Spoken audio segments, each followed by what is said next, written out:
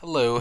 This is like my first time recording Glitch Wars in this is my first time recording in a while, but yeah, to all of you at school who kept asking me when the next Glitch Wars episode was coming out, here's the first part of it because they had to cut into two parts. Resistance, huh?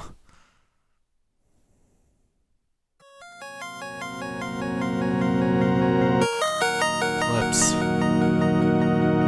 Tragic you are to die. You were of great assistance. Isn't that right? SK? Yo! It's the guy. Connection terminated. Yo. SK's back.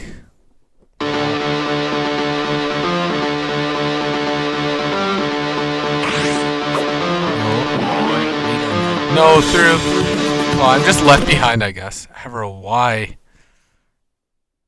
Huh? Captus is wanted. Through 3B going into orbit now, I guess. He's just being sent into orbit. Oh dear.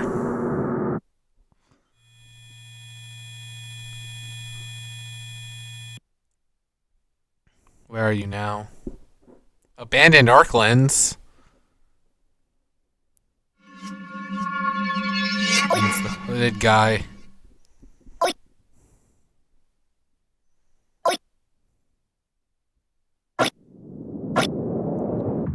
I know who he is. Oh snap. Oh snap.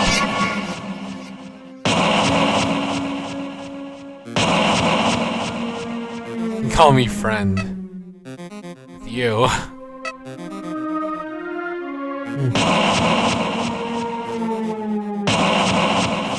That's true. When you know what happened on Slasher.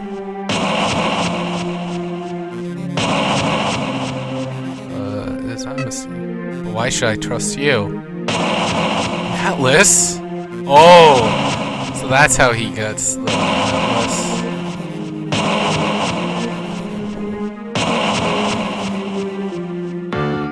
Sure he has. It's them. They're just chatting. Aww. Dang. Part 1 already over. Oh well.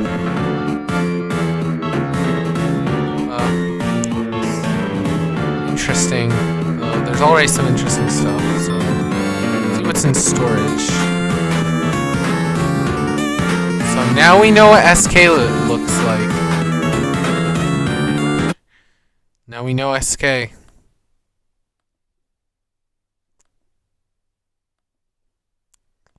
And there's 303.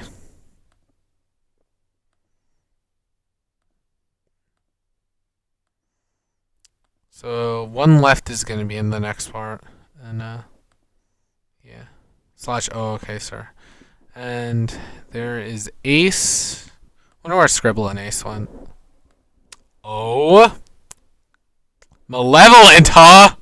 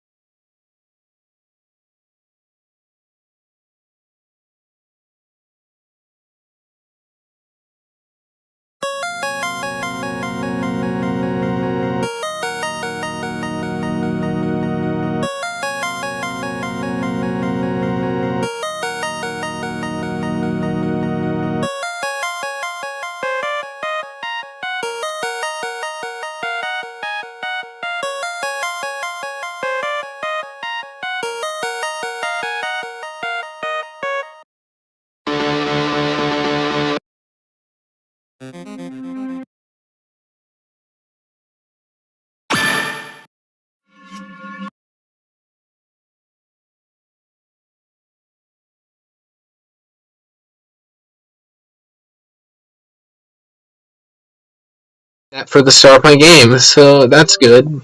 We know what SK looks like, because he's been a thing for the lore. He, for those of you who don't know, created Morteneth 388 Sword, and yeah, we got this too. Interesting.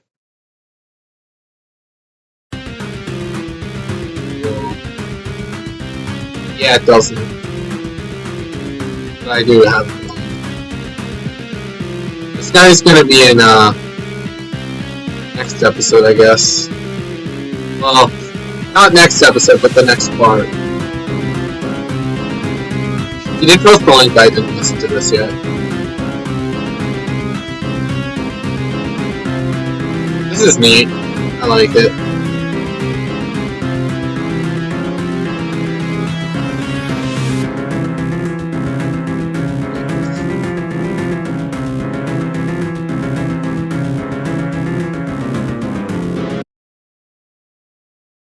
I swear there's something. With Demo Night or something, so. This is strange, because I swear there was, like, something with Demo Night. And Sheltis. I guess that'll probably. Oh, there's Demo Night, yeah. So Demo Night still is in every single Glitch Wars episode. And that hopefully won't change. No, Gemini is secretly the main character of Glitch Wars, I swear, like, that's gonna happen, but him and Kaj are the only two who've been in every single episode. He's gotta be in every single episode in some form. That's just a new rule. Every episode there needs to be Gemini in some form. This guy's gonna have a betrayal arc. He's gonna realize he's fighting for the wrong guy, and then he's just gonna join forces with Martinet. Well, Martinet 3 is not the main character, but he's gonna join the forces with the other. He's gonna have a character arc like Cecil from Final Fantasy IV or something. I don't know. Because you've got. So this guy's watching over everything in a way. We don't know who this guy is. This is a very mysterious guy. But he's another cloak guy. He's more than likely part of that organization that the red lore symbol is connected to. Or he could be involved with SK, potentially. Or have been. And you've got the Avrosine. Interestingly, there's a wanted poster with Cactus's face on it, so it seems that the people connected to the red lore symbol don't like Cactus. Interesting. And then you got 303 just laying on the ground. There's the hooded guy again. I know his identity, but I am not going to tell anybody what it is. But I do know his identity.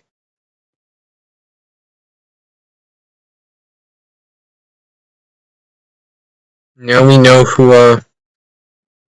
how Lusty gets the Atlas and how, and I think this isn't necessarily 100% confirmation, but I have a feeling where we know the identity of the red symbol of the other voice now. I think we have a soft confirmation that the other voice is malevolent. Not a hard confirmation, we don't know for sure, but I'm pretty sure at this point that he is malevolent. I mean, like, because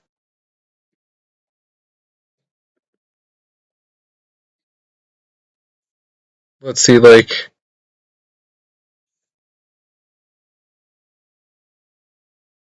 where is it? So, because first, our history with the other voice starts at, where is it? The first mention we have of the other voice is in episode 1, but also we have, like, this project, which, sorry, I'm just gonna, like, this is important to, like, lore. This is very much a guy. This is important. This is important.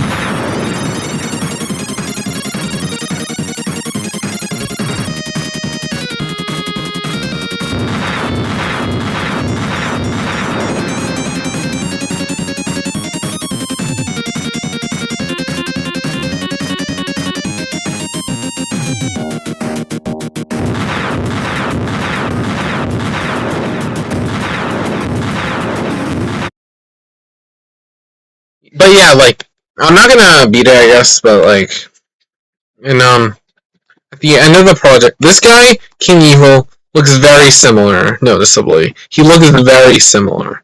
But that's not his name. His name is not Malevolent. Then you got this, I Will Find You. He's dead. And then you have this, so... I have a theory. I will just go to the other appearances first, but I have a theory. So here you got the symbol, you got Shade, 505, Eclipse, Air Infinite, Kaj. These are the two kids.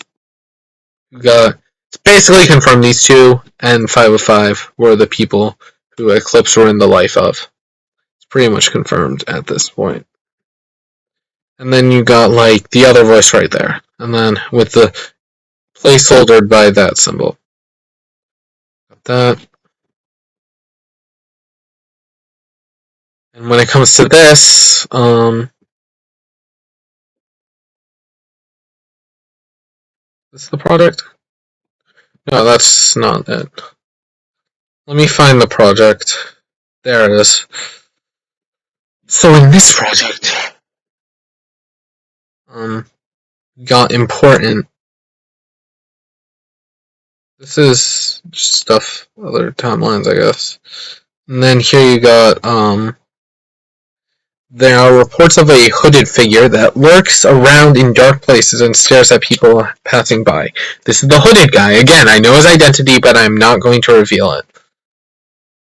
It is unclear if this entity is under control of the Malevolent. So this confirms... So, Malevolent, which is, by the way, also the name of Chapter 1 of Torment, which is what basically gives you the lore of the other voice, and King Evil is in, I think it's the final chapter of Torment. I could be wrong, it might be one of the last, but yeah. It is... I won't say who, but I will say it's someone connected to Torment. And we know multiple people. There's King Evil, there's the other guys, like, it's someone in Torment. There's also Torture, so it could be someone mentioned in that, but I won't say who it is. But this tells you that it's connected to Torment, in a way. And then, his face is described as empty, and other site bends its appearance with these, but the fact that it mentions the Malevolent is suspicious. Because you know Malevolence, which is when 303 said the other voice's identity would be revealed, does not have... It mentions... It's called Malevolence. That's interesting. Got Shade right there, and the hoodie guy who's not the other voice. I will tell you that it's not the other voice. And then you got the actual episode 5. Yeah, there isn't much here, but yeah, definitely watch the other parts first, but... Like, it's... Nightmare Scene Friend. He appears... And it did say this person goes by many names, but in this case, Friend. Definitely also looks similar to Adrenaline. And here you get the name, Malevolent. Based on Under the Control of the Malevolent, I am pretty sure Malevolent is the other voice. I could be wrong. In fact, this person could easily... No, it's not. This person, like, could be just another person, but we already got Adrenaline. We got Adrenaline, and we got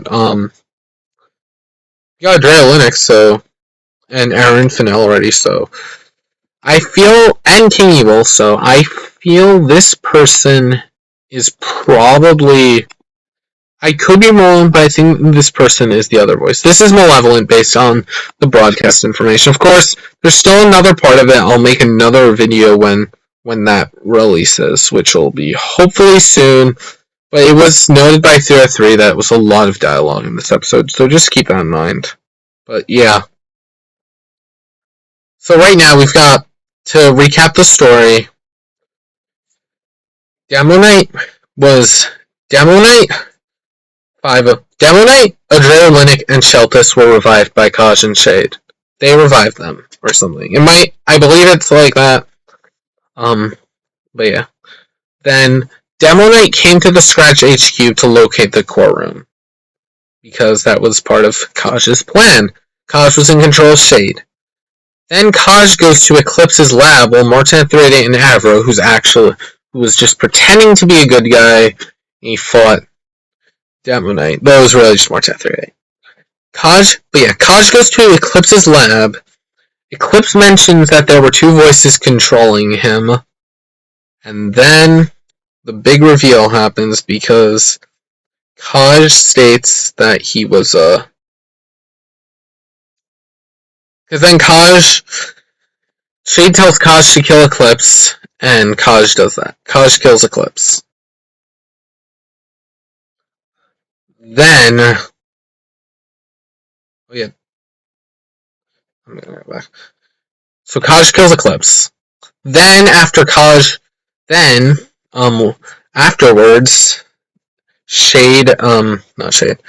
Knight locates the core room, but then before he enters, Sheltis and not Sheltis. Why did I say Sheltis? Cactus and Clasher King both stop him from entering, and then Demo Knight exits.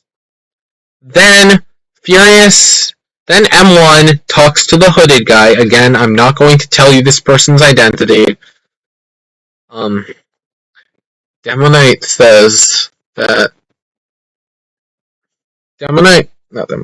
what am I saying? But my brain's fried right now. But so Kaj. Then M1 encounters the hooded guy, talks to him about how he can't do anything from the void, even though they need him. Oh, and we don't know what's going on with 404 right now. We do not know. He could actually be dead, like 303 keeps saying he is, but we don't know for sure. I don't personally believe it, because I remember him saying that 404 comes back in every single version. Of course, we won't know until a certain thing that I know that happens later on, if he's actually staying dead or not. Honestly, but regardless of whether he's alive or not, he's not going to be super important, I don't think. There's the one thing, but it doesn't seem like he's going to be super important either way, regardless of whether he's alive or not. And then you got, there's also, the fact that, so then, Furious, after M1 talks to the hoodie guy, he's able to exit from the void that he was sent to after his clash with 404. He exits. And then M1 exits the void. And then he is able to join. After he exits the void, Furious encounters Lusty and talks about how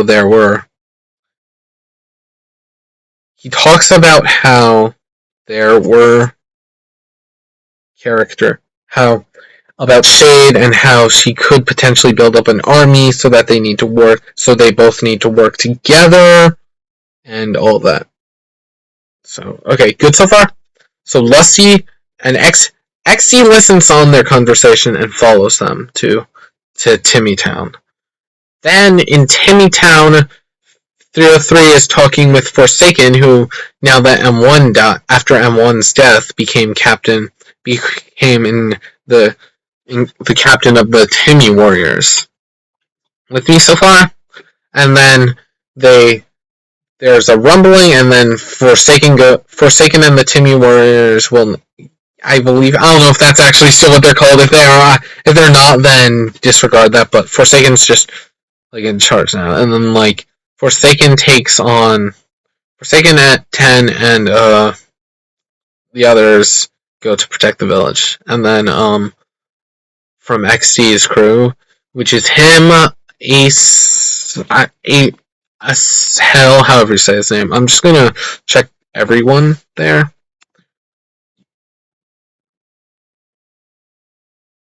Let me just check for something.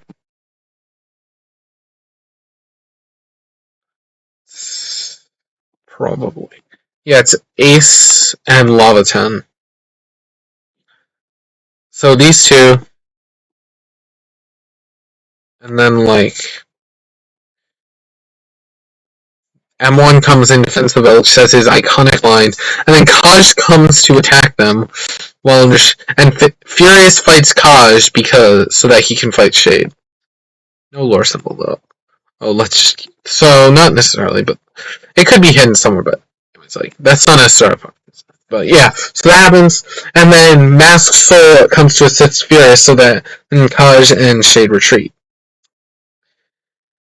Then Theory 3 goes to Eclipse's lab where Eclipse died. I think Eclipse's death is probably like one of, if not the most important moments to the plot so far. So Eclipse does that. You know what? Just for ambience sake, I'm gonna just play that song for the rest of this explanation. This explanation has been extremely scuffed, but I'm just gonna play that one song. The mysterious one. Where is it? This one. There we go. Okay, so Theory 3 discovers that his father, Eclipse, is dead. And then Adrenaline comes and appears behind him, and in the void, the hooded guy tries choking 505 and capturing him, I believe. Theory 3 fights Adrenaline, but with his new armor, Adrenaline defeats Theory 3. And then Theory 3 is then able to... Sorry, I just need a minute. I'm just gonna drink water real quick. Oops. What did I do?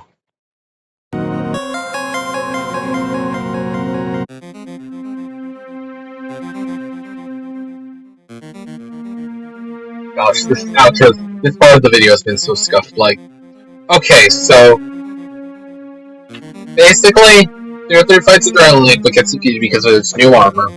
But Furious and Lusty save him with that text on it.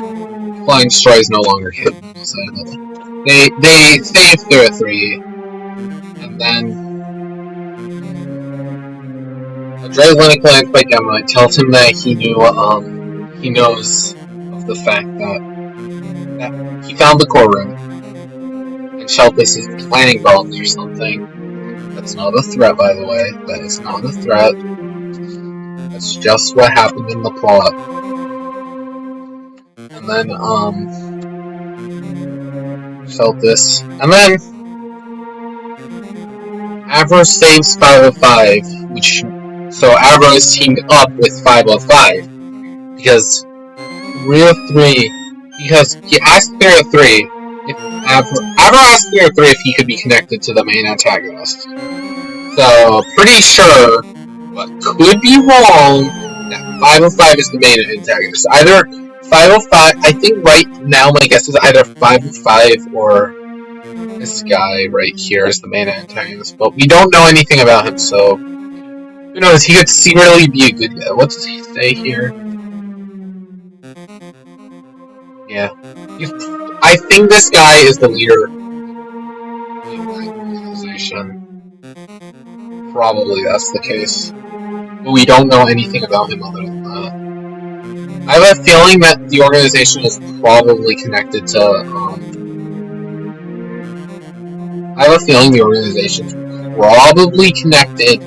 to the other voice, to Malevolent, if he is in fact the other voice in some way.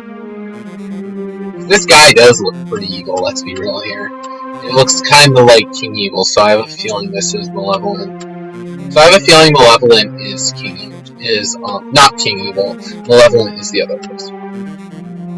So, he's gonna be major or villain too. Keep in mind, we haven't seen much of 505 yet, so we only saw him in episode 3. But we know he was one of the kids Eclipse experimented on. Kaj is very clearly a major villain, possibly, but not definitively, he is going to be more major than Shade, now that he is free from our control. Oh yeah, speaking of which, let's just get back on track. So Avro saves 505, then, after that, Theory 3 tells Furious about what happened, was that he was adventuring with he was working on projects with Cactus and Plaster King, which is how the events before went on. And he was with Cactus, and that's how the events before went on, and how Adrenaline, Demo Knight, and Sheltis all died. That's gonna be in my game, by the way. I just want to say right now. And then Eclipse, Tier 3 goes to battle Eclipse, who's experimenting on 3 kids. Which is probably the most important moment to Glitch Wars lore as of right now. Torment's gonna be very important too, but as of right now, that's the most important. And then when Tier 3 went back, he accidentally created 404. And yeah, he accidentally created 404.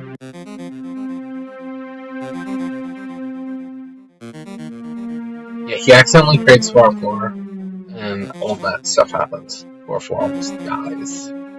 Well, 404 L1 and all that. And then, College goes to take over Scratch with his army of College followers. And then an explosion happens, and there's an evil shadow, which was the most important part of episode 3.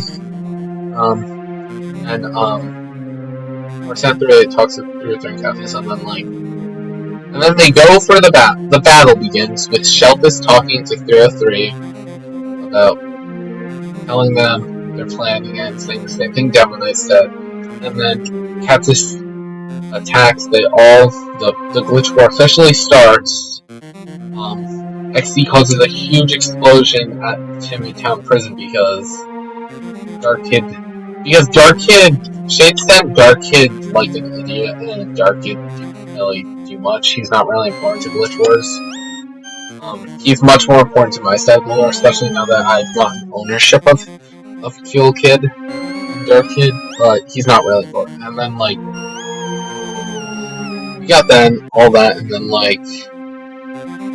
got chapter, and then fight begins, and what is it? Kaj gets to the core room and takes over Scratch, but he breaks free from Shade's control, and then takes over Scratch, and the glitch, as M1 says at the end of the episode, the Glitch War has already begun. So that's where it really begins, and then here we get the introduction to SK and some plot exposition. 303 getting sent to the abandoned Arklands by Avro, and then M1 gets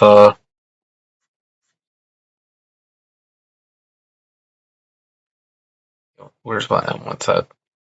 He says, and Shade talks to the other voice, not the other voice, the hoodie guy in episode 4. So yeah, that was a really bad recap, but yeah.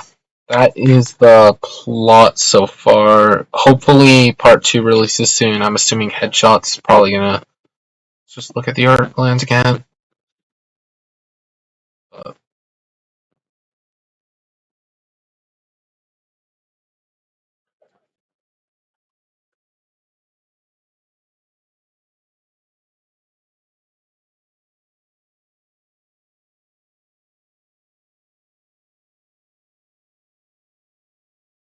Just see the backgrounds.